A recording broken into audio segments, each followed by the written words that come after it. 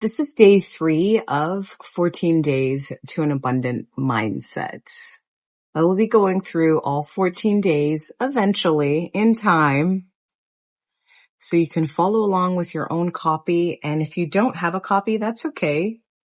You can just do the journal prompts, reflect on it, try the mini challenges, say the affirmations, just any small effort. Day 3 of 14 days to an abundant mindset. The quote is, aim to leave each person you encounter a little brighter than you found them. And this quote is an original quote, but it actually came from the idea of Mother Teresa's quote. And her philosophy is to leave each person a little better off than you found them, which I love. I love that idea. This quote reminds us of the philosophy of kindness. Remember, when we lift others, we often lift ourselves. We all have the power to heal and connect. Each interaction, no matter how brief, is a chance to leave a positive impact on every person we meet. This is so true. I can't tell you how much I communicate with people in a day, in a week, in a month, not just through live streaming, but in my real job, I send, dozens and dozens and dozens of emails a day, phone calls, and I always make sure to take a little time to say something kind at the beginning, whether it's, that I hope they're having a wonderful day, or that they're excited for the upcoming weekend, or that their family is well, just something. And when I greet people on the phone, it's the same thing. I don't need to know their whole life story. I don't have time to have a whole dialogue with every interaction. But there's always a few extra seconds for a kind exchange. It actually sets the tone for the rest of the conversation. And I can't tell you how pleasant it makes your workday go by when you always add a little bit of kindness to every interaction. It's so valuable that I think we don't realize that, yes, it's great for the other person, but it's definitely great for us. It is definitely great for me. I can promise you that. And it would be for you too.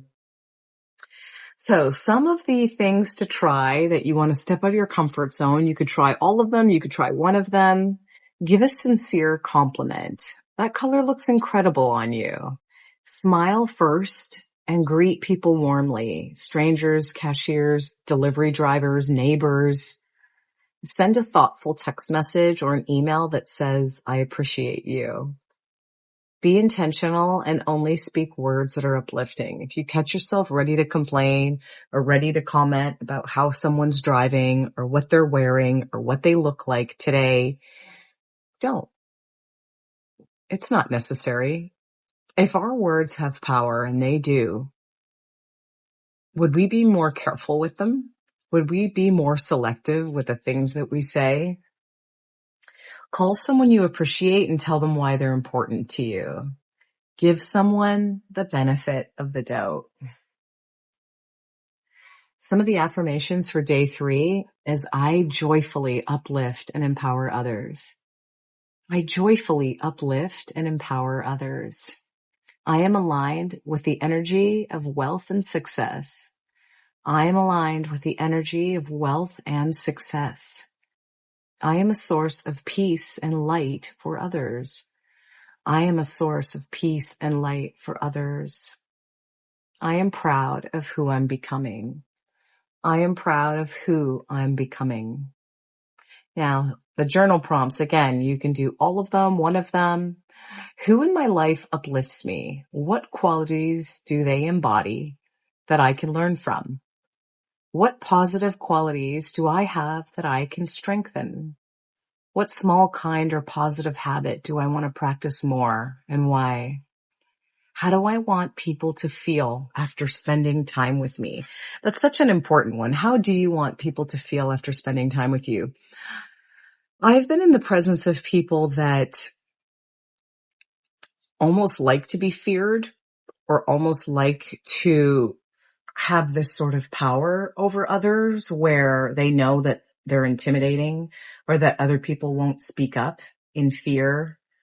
Have this sort of superior way But I wonder how those people are up here, like when they're in their own thoughts, how pleasant are they within their own mind, within their own thoughts? I would never want someone to fear me. It's an interesting one. How do you want people to feel after spending time with you? I do want people to feel energized. I want them to feel uplifted. I want them to start thinking of ideas and things that they can do or that they want to do or they're excited about it or it builds momentum. I want energizing conversations. I want to be the catalyst for that, for something that they start or something that they realized. Because I really appreciate it when someone gives me that. And it's not that they give it to me, but when their presence allowed me to come to that conclusion or give me that thought or insight, I really like that in others. And I hope to do that for you. Grab a copy of your guide, 14 Days to an Abundant Mindset, and we can go along together and answer some of those journal prompts. Who in my life uplifts me? I would say my husband does. He's very, very disciplined. He has such a morning routine that he goes through, and I love that disciplined part of him. Find uplifting. It's such a beautiful example. I'm slower to get there. I'm slower to be as disciplined in that area. I'm more disciplined in my thoughts. It's interesting. I'm very disciplined in the way I think, but with my palate and my taste buds, not as disciplined. Many of us are a work in progress, and myself included. I don't ever want anyone to think like, hey, I have a guide. It means I've figured out everything. I see the areas that I have to work on, and I'm working on them. And some of the areas in my life just are incredible because I've been working on them for so long. And maybe the goal isn't perfection. Maybe the goal is progress, right? Our intentions, taking a step in the right direction. What positive qualities do I have that I can strengthen? I think I have a positive quality of genuinely wanting others to feel optimistic and energized and hopeful and see possibility. I think that's a really positive quality, and it comes from a good place. It comes from a place of a person that didn't always think that way. And once I worked on my mindset and really did the practices and did the work, it's been so transformative that I want to tell everyone and share it with everyone whenever I can. And that's why I'm here. What small or kind habit do I want to practice more and why? A small habit that I do want to practice more of is just sitting in silence in the morning with my singing bowl, with my thoughts, before it's time to rush, before coffee and running to the gym. Even if I can step outside, under the sky, under the stars, it'll still be dark when I get up. And just be with myself for a moment and see what thoughts come through. Maybe say my prayers, say some affirmations, visualize, and just spend more time in silence with myself first thing in the morning. That is when I get the most ideas. And I want to make sure I allow myself that time more instead of kind of rushing out of bed to try to, leave the house by 5 a.m. to go to the gym. What's a few extra minutes? Intuitively, I know I need to do that. So I'd be curious to hear how you would answer some of these journal prompts on day 3 and what your experience is thus far. I'm so grateful for you, grateful you're here, and I look forward to the next one.